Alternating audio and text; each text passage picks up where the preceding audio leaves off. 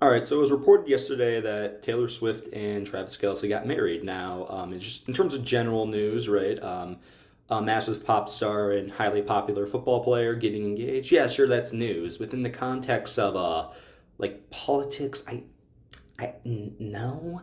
Like, if you want to ask me, like, okay, is it like big news for me as like a follower of like the political scene that they got married? No, I don't care. I don't care.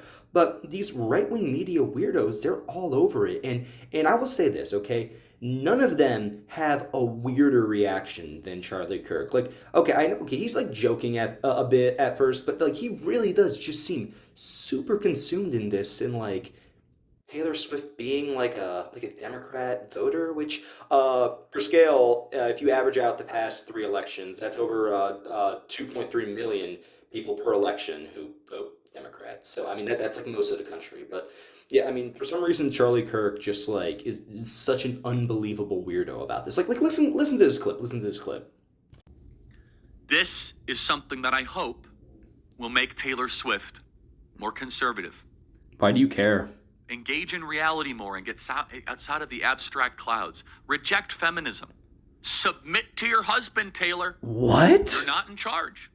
And most importantly, I can't wait to go to a Taylor Kelce concert. I can't say it. What's wrong with his teeth? You got to change your name. If not, you don't really mean it. Congratulations. Yeah, so I think you all just heard that.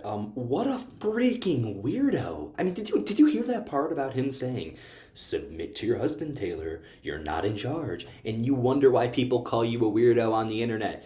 All these right wingers, they say this bizarre stuff, and then they like are like, "Oh my God, why does the liberal media think we're weird? Oh no!" It's Charlie. That is why.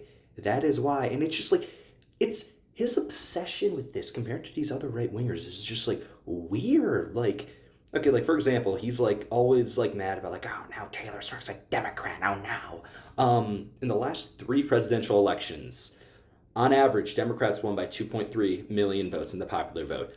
That is more than half of the people in this country. Most voters vote Democrat, Charlie.